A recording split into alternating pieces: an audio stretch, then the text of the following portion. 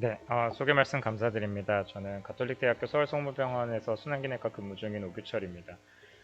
제가 오늘 맡은 주제가 심혈관계 약물의 과용량 투여 시 비상치료인데 사실 한 번도 경험 안 하면은 좋은 상황이지만 실제 진료를 하다 보면은 항상 언제든지 닥칠 수 있는 상황이고 제가 이렇게 강의 준비를 하기 전에는 그냥 뭐 찾아보면 딱 쫙 나오겠지라고 생각을 했는데 제가 말씀드리는 거 들으시면은 아시겠지만 생각보다 우리가 할 수 있는 게 별로 또 없구나. 그만큼 과용량 투여가 안 되도록 조심해야 되겠구나라고 깨닫게 되었습니다.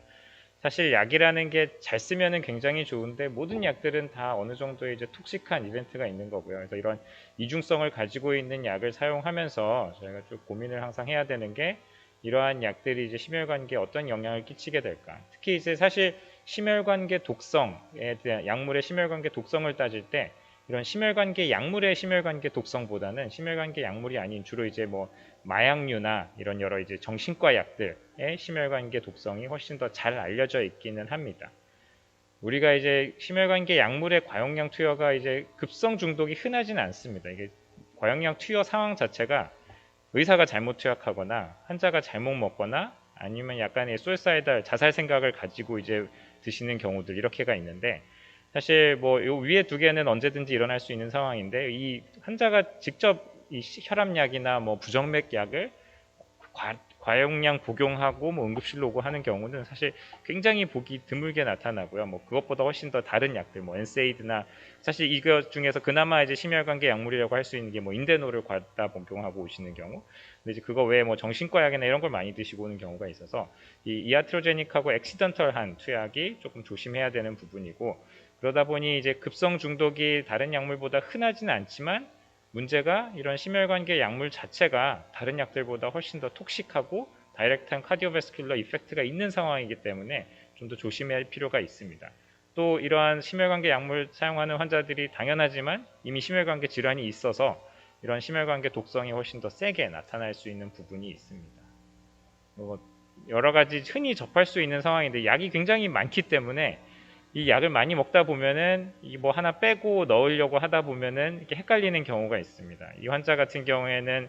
제가 제 실수인데요. 이게 네비볼로 5mg, 베타블록 5mg을 쓰다가 하트레이트가 좀 느려서 2.5로 바꿔야지라고 생각을 하면서 하나를 삭제하고 넣어야 되는데 그냥 넣다 보니까 7.5mg이 되고 사실 이런 경우에 뭐 팝업도 뜰 수 있고 뭐 이제 약제과에서 이제 캐치도 하긴 하는데 이 7.5mg 자체가 뭐 그 테라피틱 도즈 안에 흔히 사용하는 도즈 안에 있기 때문에 또 그냥 넘어가게 되는 경우가 있습니다. 다행히 이 환자는 뭐 하트레이트가 좀 느려지긴 했지만 별 문제 없이 다음에 오셔가지고 오히려 뭐 증상이 좋아졌다 이러면서 행복해하기는 하셨는데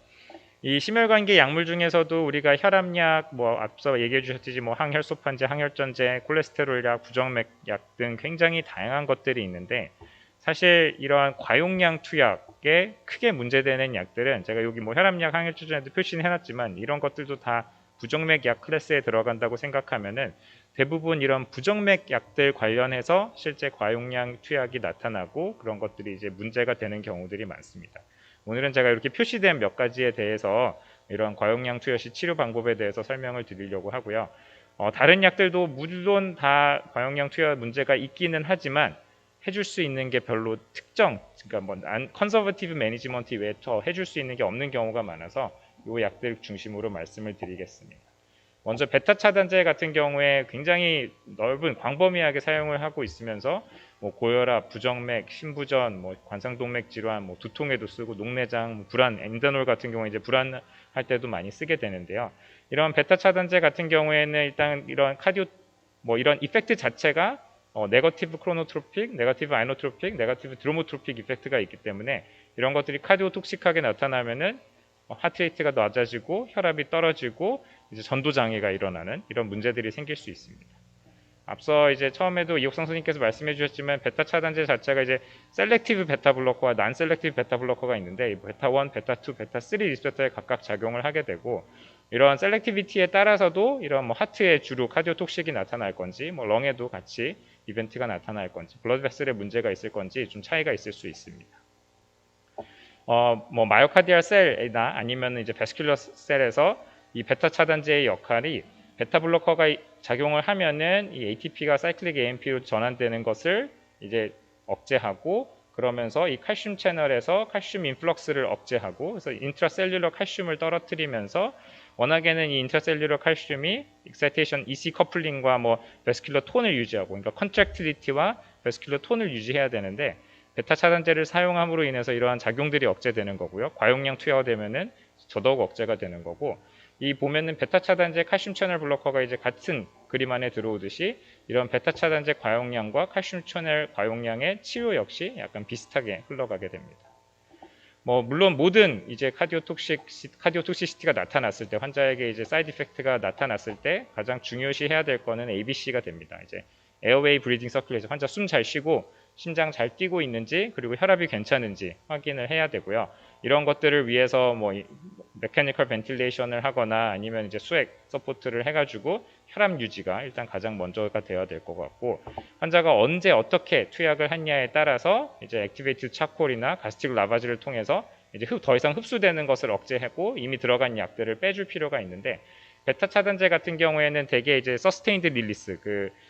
폼이 아닌 이상 한 2시간에서 6시간 이내에 작용이 나타나니까 뭐 이미 환자가 8시간 넘어서 왔다 그러면은 사실 이러한 것들은 크게 의미가 없게 되겠습니다. 또 이제 너무나 증상이 있는 브레디카디아가 있을 경우에 이제 아트로핀과 이제 엑스터널 페이스메이커를 통해서 환자의 박동수를 유지할 필요가 있고 아까 이제 베타2 리셉터 같은 경우에는 이제 기도에도 영향을 끼칠 수 있기 때문에 이런 브론코 컨스트릭션이 나타나게 된다면은 이제 흡입형 베타2 아고니스트를 같이 사용을 할 필요가 있고 대부분의 뭐 이제 약을 많이 들어갔을 때 이제 혈액 속에서 빨리 빼내줄 수 있는 방법으로 이제 헤모다이리시스를 생각을 할 수는 있지만 베타 차단제의 대부분이 또 리피드 솔루블 하기 때문에 이런 혈액 투석은 크게 도움이 되지 않는 경우가 많다고 합니다. 이거 외에 이제 기본적인 것을 그렇게 한다면은 조금 더 이제 어드밴스드 트리트먼트로 넘어가서는 일단은 이 차단된 베타 차단제에 작용하는 이제 베타 블로커를 그거를 이제 이겨내서 이제 다시 베타 아고니스틱 이펙트를 더 주게 만드는 방법이 하나가 있을 거고 이런 베타 리셉터 패스웨이를 건너뛰고 그 다음에 이제 환자의 컨트랙티리티와 이제 파지티브 크로노트로픽 이펙트를 나타나 줄 수 있는 것을 생각해 볼 수 있는데요. 그래서 이런 것들 중에서 이제 뭐 글루카곤, 인슐린, 아니면 뭐 IV 칼슘을 준다든지, PD 이니비터를 준다든지 해서 이런 이제 것들을 좀 넘어갈 수 있는데 좀 자세히 설명을 드리면은 이제 글루카곤 같은 경우에는 이제 직접적으로 환자의 하트레이트를 빨라지게 하고 마이오카디알 컨트랙티리티를 좋게 할 수 있는 방법이 있는데 단점은 굉장히 이제 짧게 작용을 하기 때문에 이제 볼루스로 뭐 시간당 계속 주든지 아니면 컨티뉴어스하게 인퓨전을 할 필요가 있고요. 소디움 바이카보네이트 같은 경우에는 이제 베타 블로커 중에서 이제 멤브레인 스테빌레이징 액티비티라고 해서 약간 클래스 1A 드럭 같이 효과를 나타나는 경우가 있는데 이러한 베타 블로커를 과다 복용했을 때는 좀 도움이 될 수 있고 포스포다이에스테레즈 이니비터 같은 경우에는 아까 이제 사이클릭 AMP가 이제 ATP가 사이클릭 AMP로 바뀌면서 이제 칼슘 인플럭스를 유지하는데 이런 이제 컨버전을 느리게 함으로 인해서 이제 데그레데이션을 억제하고 환자에게 인트라셀룰러 칼슘, 세포 내로 칼슘을 더 들어오게 해서 포지티브 아이노트로픽 이펙트를 나타낼 수 있습니다. 사실 뭐 여러 가지가 있고 이제 뭐 카테콜라민, 혈압 떨어지면 이제 아이소프렐, 뭐 에피네프린, 노르에피네프린, 도파민 등을 사용을 할 수 있고 또 이제 인슐린 역시 이제 마이오카디알 글루코스 업테이크를 시켜서 심장 컨트랙티리티를 좋게 할 수 있는데 어찌 생각해 보면 사실 이런 베타 블로커 톡시시티가 나타날 정도로 과용량 복용을 한 경우에 뭐 하나부터 시작하고라기보다는 거의 모든 것들을 동시에 몇 가지 조합을 해서 하게 되는 경우가 많아서 과거에도 이러한 뭐 당연히 RCT 연구를 할 수도 없고 휴먼 스터디를 할 수 없는 상황에서 몇 가지 이제 케이스 스터디를 통해서 쭉 이러한 이제 것들이 나오다 보니까 정확히 어느 한 가지가 이펙트가 있다 없다라고 얘기하기는 힘들고 이제 기전상 이론상으로는 이러한 것들이 조금 도움이 되겠다라고 알려져 있습니다. 앞서 맨 처음 말씀드렸지만 이제 아트로핀이나 트랜스비너스 페이싱을 한다고 하더라도 베타 블로커가 이미 과용량 과다하게 들어간 상황에서는 잘 이런 일렉트리컬 캡처, 그러니까 전기적인 신호는 계속 자극은 주는데 실제 마이오카디알 수축, 심근의 수축으로는 이어지지 않는 경우가 많아서 조금 더 이런 좀 강렬한 조치를 취할 필요가 있는 경우가 있습니다. 그리고 물론 이렇게 해도 다 안 되면은 일단 환자가 살고 봐야 되니까 에크모나 IBP 같이 이런 여러 헤모다이나믹 서포트를 해준 상태에서 다시 그 앞으로 돌아가서 이제 치료를 할 필요가 있고요. 칼슘 채널 블로커 같은 경우에 아까 앞서 보여드렸듯이 이제 셀에서 같이 작용하는 패스웨이가 이제 어느 정도 흐름이 다를 뿐이지 하나의 패스웨이이기 때문에 거의 베타 차단제와 비슷한데 이제 뭐 칼슘을 조금 더 준다든지 아니면 IV 리피드 이런 지용성 이머전을 혈액 내로 투약함으로써 이러한 것들이 이제 드럭과 합쳐져서 이제 시럼에서 제거하게 만들어주는 방법이 있고, 레보시멘단이라고 해서 이제 아이노트롭으로 요즘 최근에 이제 뭐 외국에서도 해외에서도 많이 사용을 되고 있는 마이오카디알 칼슘 센시타이저인데요. 이게 칼슘의 이제 인플럭스를 억제하는 거다 보니까 조금이라도 칼슘이 있으면 이런 센시티브하게 좀 더 이제 예민하게 반응을 할 수 있는 포지티브 아이노트롭 이펙트가 나타난다고 알 수 있습니다. 그리고 메틸렌 블루 같은 경우에 뭐 사실 이거를 뭐 환자에게 쓴다고라고 생각을 할 정도로 이거 뭐야 싶은데, 이론상으로는 이런 이제 칼슘 채널 블로커로 인해서 바스큘러 톤이 떨어지는 경우에 이런 바소다일레터리 이펙트를 이제 되돌려 줄 수 있다고 되는데, 사실 제가 봐도 이게 사실 이런 카디오 바스큘러 드러그로 카디오 톡시시티 과용량 투약이 일어난 상황이라면은 이건 누군가는 잘못한 상황이 맞기 때문에 어찌 보면 환자를 어떻게 해서든지 살려야 된다는 입장에서는 뭐 이판사판 모든 거를 다 해봐야 되는 경우는 많아서 이런 것들도 할 수 있다고라고 항상 알고 있을 필요는 있을 것 같습니다. 그래서 뭐 이게 뭐 가이드라인이 있거나 그러는 것들은 아닌데, 그래도 뭐 누가 이렇게 정리를 해놓은 거는 있더라고요. 이게 베타 차단제와 이제 칼슘 채널 블로커에서 이런 톡시시티, 브레디카디아나 하이포텐션이 나타났을 때 이런 식으로 쭉 해보실 수도 있겠다라고 되어 있는데, 뭐 이런 이제 과용량 복용을 했을 때 이런 증상이 없으면은 그냥 모니터링하고 좀 지켜보면 된다는 거고, 이런 이제 심토매틱 브레디카디아나 하이퍼텐션이 있을 경우에 일단 기본적인 것들 뭐 여러 가지 디컨테미네이션, 그러니까 게스트릭 라바지나 뭐 액티베이티드 차콜 등을 하고 뭐 수액 주고 그다음에 혈압 조절을 어느 정도 한 다음에는 그 다음에 이제 앞서 보여드린 이런 칼슘이나 뭐 베타 블로커, 칼슘 채널 블로커에 따라서 뭐 글루카곤을 주거나 칼슘을 주고 그 다음에 이제 인슐린을 줘보고, 그게 안 되면은 다시 또 반대쪽으로 넘어가서 다시 또 글루카곤 칼슘을 줘보고 PD 이니비터, 뭐 메카니컬 서포트 이렇게 쭉 하라고 되어 있는데, 앞서 항상 계속 말씀드렸지만 이게 뭐 이렇게 순서대로 이렇게 가다가는 안 되는 경우가 있어서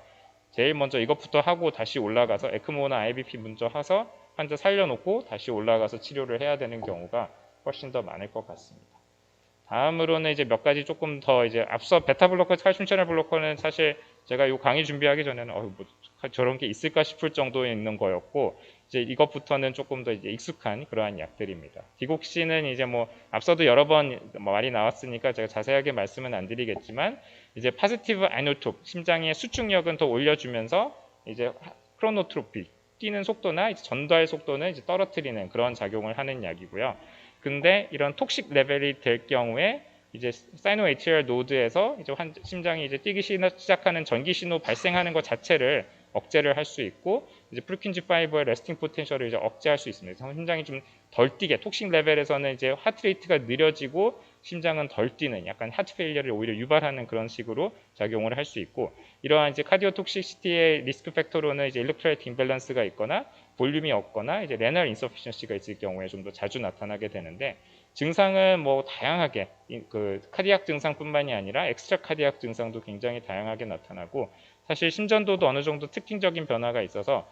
이런 디곡신 레벨을 측정하기 전에 환자의 뭐 EKG랑 딱 얼굴만 딱 보고 디곡신 먹고 있다고 하면은 거의 어느 정도 이제 뭐 진단을 거의 바로 할 수 있을 정도로 꽤나 특징적으로 자주 나타나는 겁니다.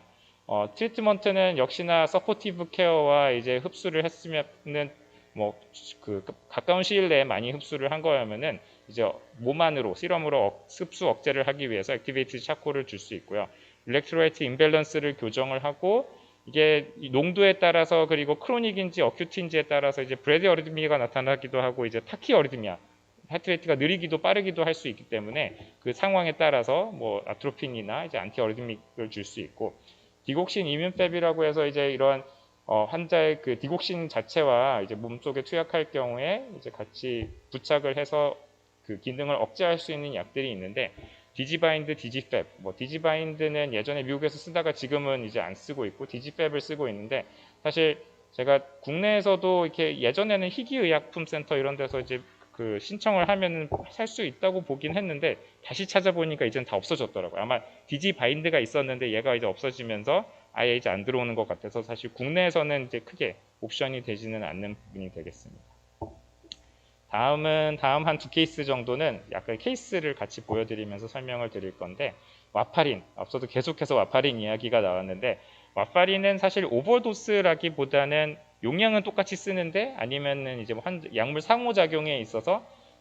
용량 자체는 똑같지만 환자에게는 오버도스가 되는 경우가 많겠습니다. 이 환자분은 여자 59세였고 프로그레시브 MS였고 와파린 3mg을 다른 병원에서 이제 드시다가 오셨는데 뭐 AFib 있어서 이제 드셨었고 레뷸러 AFib니까 이제 와파린을 선택을 해서 쓰셨던 것 같습니다. 근데 처음에 오셨을 때 이제 3 드시면서 3.43이어서 이미 뭐 다른 약은 특별하게 없으셨고 2mg으로 줄여드리니까 1.96이 돼서 이렇게 좀 쓰면서 뭐 2.5로 올리든지 해야겠다 고민을 하고 있는 와중에 환자가 한 한 달 뒤에 다시 뭐 허리 무릎이 아파서 한약도 먹고 주사도 맞았다 그러면서 불길한 말씀을 하시면서 주사 맞는 부위가 많이 붓는다고 합니다. 엉덩이를 딱 봤는데 엉덩이가 진짜 이렇게 한쪽 이렇게 커져 있어서 그러고 나서 이제 랩을 검사 결과를 딱 열어보니까 PTINR이 이미 5.0이 넘어갑니다. 이러면서 사실 이렇게 와파린은 그냥 뭐 우리가 뭐 여러 가지 이제 교육도 하고 많이 하고 하지만 이런 한약 몇 번 먹고 함으로 인해서도 그냥 굉장히 다양하게 변화가 있을 수 있고요. 이런 와파린 오버도스를 치료를 할 때는 사실 시그니피컨트 블리딩이 없는 경우, 뭔가 어디 피가 철철철 나고 있지 않는 경우에는 뭐 수혈을 하거나 이럴 필요까지는 없고 한 36시 약을 일단 중단한 다음에 36시간 정도까지 이제 INR을 쭉 측정하면서 잘 떨어지는지 확인 정도만 하면은 된다고 되어 있습니다. 주로 이제 국내에서는 FFP 뭐 이게 냉동 갑자기 국내 용어가 생각이 안 나. FFP를 많이 수혈을 하는데 해외에서는 이제 PCC라고 이런 이제 제품화된 이런 프로스롬빈 컴플렉스 컨센트레이트도 있다고 되어 있습니다. 바이타민 K도 굉장히 많이 쓰긴 하는데 이런 바이타민 K 자체의 하프라이프가 와파린보다 짧기 때문에 바이타민 K 딱 주고 INR 한 8시간 있다가 INR 측정해가지고 괜찮네 가세요 그러시면은 나중에 다시 또 INR이 슬금슬금 올라가는 일들이 있으니까 바이타민 K는 좀 조심스럽게 사용은 하되 일단 그 팔로업을 할 때는 조심스럽게 팔로업을 할 필요가 있고 1시간 이내 정도면 역시나 이 경우에도 액티베이티드 차코를 써서 흡수 억제를 유도해 볼 수 있겠다라고 되어 있습니다.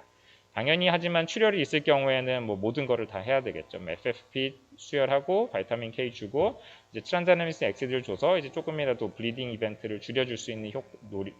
줄여줄 필요가 있겠습니다. 뭐 와파린 얘기를 하니까 노악을 얘기 안 할 수는 없는데 사실 와파린에 비해서 오버도스가 굉장히 많이 줄었습니다. 예전에는 뭐 와파린 용량 맞추는 것도 힘들었지만 와파린 환자 올 때마다 걱정하면서 INR을 열어봤는데 사실 노악은 그런 거에 비해서는 많이 이제 의사들이 실제 용량보다 적게 쓰기도 해서 크게 문제가 되지는 않는 경우가 있지만 그래도 시비어 블리딩이 있는 경우에 몇 가지 이제 그런 뉴트럴라이징 엔티바디들이 있습니다. 프락스바인드는 국내에서도 사용을 하고 있고 이다루시주맙이라고 이제 다비가트레에 대한 이제 뉴트럴라이징 엔티바디고 리바록사반, 에픽사반에 대해서도 이제 안덱사넷 알파라고 이제 해외에서는 있긴 한데 이것도 역시 아직 국내에 도입은 되지는 않았습니다. 그래서 이런 것들을 사용할 수 있다 정도는 알고 있는 게 좋을 것 같고요. 마지막 케이스고 마지막 약물입니다. 그래서 남자 71세 환자고 그러니까 뭐 4년 전, 2년 전에 이제 PCI를 했었던 환자인데 다시 또 MI로 응급실에 내원하셨고요. 당뇨가 있으면서 혈액 투석을 하고 있는 환자입니다. 환자는 이제 길가에 쓰러져서 119 신고가 됐고 가보니까 VFib이 있어서 이제 전기 충격을 줬더니 다행히 자발순환이 회복이 된 상태로 응급실에 도착하셨고 LV 펑션이 떨어져 있고 이제 뭐 심장 근육이 한쪽이 안 뛰는 것 같아서 이제 심근경색이 맞나 보다라고 되었는데 뭐 특별하게 EKG 상에서는 좀 뭔가 의심되는 부분들은 있지만 뭔가 한번 그래서 조영수를 했었고 잘 보이진 않지만 여기가 이렇게 하얗게 보시면은 여기가 좀 하얗게 솜부스가 차 있는 게 보입니다. 그래서 뭐 시술은 문제 없이 그냥 스텐트 하나 새로 넣고 잘 됐고요. 워낙에 이제 저쪽 반대쪽에도 혈관이 하나 있는데 거기는 완전히 막혀 있는 분이었고 이 시술을 이 전날 밤에 했었고 아침까지도 아무 문제 없이 다 괜찮으셨고 심지어 투석하는 환자여서 이제 신장내과에 그 CRRT 24시간 투석해달라고 의뢰를 했더니 환자가 스테이블 하니까 괜찮으니까 다음날 할게요. 그러고 해서 아침에 오전까지 쭉 지켜보다가 근데 이제 투석을 요때 시작했습니다. 투석하면은 뭐 워낙에 환자 컨디션도 안 좋고 에비 펑션도 나쁘기 때문에 피를 쫙 뽑아내니까 당연히 혈압이 조금 떨어졌고요. 혈압이 떨어지면서 이제 하트레이트가 AF 말비알이 생깁니다. 근데 그러니까 이제 어떻게 조치를 취해야 되는데 이게 2시 35분 중에 원래는 이제 혈압도 너무 높고 하니까 오히려 니트로글리세린 수액을 쓰고 있었는데 이제 AF RBR이 생기면서 당연히 혈압이 떨어지죠. 76에 55가 측정이 돼서 이제 보고를 하고 투석을 하고 있으니까 약간 좀 필트레이션 속도를 좀 낮추자, 그만 좀 뽑아내고 그냥 뉴트럴로 하자라고 했습니다. 그래서 연락받은 전공의는 그러면 일단 당연하지만 이제 볼륨 챌린지를 하고 NS200을 주고 이제 노르에피네프린을 시작하자. 친절하게 보면은 이게 요즘에는 다 버버로드가 안 되기 때문에 다 그 EMR에 입력을 해가지고 해줬습니다. 이렇게 하고 이게 2시 41분이니까 뭐 시간 확인하는데 시간이 좀 걸리죠. 그래서 일단은 뭐 그러고 있어 한 20분 정도 지났는데 3시쯤부터 갑자기 환자가 입술이 창백해지고 숨차다고, 그러고 나서 가서 환자를 사정하면서 보니까 요 노르에피네프린 수액이 그냥 4cc per hour가 아니라 그냥 쭉 이렇게 들어가고 있었던 겁니다. 그러면서 이제 환자는 VPB 생기고, 이때 이미 뭐 이제 VT, VPB 서로 뭐 이게 2분 간격이지만 거의 뭐 순식간이죠. 그러면서 이제 CPR을 시작을 했습니다. CPR을 시작했는데 뭐 VPB과 VT가 왔다 갔다 계속, 신기하게도 뭐 환자가 VPB일 때 디필브레이션 해가지고 사이너스 컨버전 되면은 의식도 다 괜찮고 혈압도 괜찮다가 한 2, 30초 있다가 다시 VP 보고 다시 VT 오고, 굉장히 리프렉토리하게 거의 한 2시간가량 CPR을 그렇게 하면서 어쩔 수 없이 이제 에크모를 넣고, 환자는 사실 에크모 넣고 IV 아미오다론 에스몰롤 주고 그 다음에 카디오 버전 디필브레이션 하니까 정상적으로 잘 돌아오셨고 의식도 굉장히 좋기는 하셨습니다. 이 노르에피네프린 자체가 오버도스도 이게 뭐 꽤 케이스 리포트가 있을 정도로 흔히 있는 거고, 꼭 노르에피네프린 뿐만이 아니라 우리가 흔히 이런 컨티뉴어스하게 인퓨전을 하는 도파민, 도부타민, 뭐 에피네프린 등등 다 항상 문제가 될 수는 있습니다.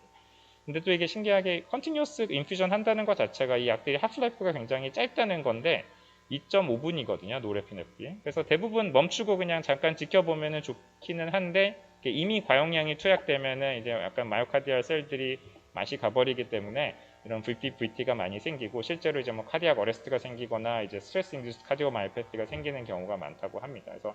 사실 뭐 노르에피네프린 같은 경우에 앞에서 보여드린 약처럼 방법이 있는 건 아닙니다. 이 환자 같이 진짜 서포티브 케어를 한 다음에 약 효과가 떨어지길 기다리고 그 다음에 이제 사이너스 컨버전을 해주는 게 유일한 방법이긴 했는데, 이 환자는 이 이벤트는 굉장히 잘 넘어가셨지만 나중에 다른 문제, 뭐 캐비지 하다가 다른 문제 때문에 결국에는 사망하긴 하셔가지고 조금 안타까웠던 케이스입니다. 그래서 뭐 테이크홈 메시지가 뭐 이렇게 딱 있지는 않습니다. 제가 생각하는 테이크홈 메시지는 일단 제일 중요한 거는 과용량 투여가 되지 않도록 조심을 해야 되고요. 항상 환자의 앞서 두 선생님께서도 다 말씀을 해주셨지만 약물 복용력을 확인하고 상호작용을 고민하고 항상 한약은 확인을 할 필요가 있고, 과용량 투여가 인지되는 상황이 됐으면 빠르게 중단하고 일단 컨서버티브 매니지먼트, 서포티브 케어를 한 다음에 ABC를 챙기는데, 이미 ABC를 챙기면서 혹시나 다른 뭔가 어드밴스 메서드가 있는지 여부에 대해서는 꼭 고민을 해봐야 될 것 같습니다. 네, 경청해 주셔서 감사합니다.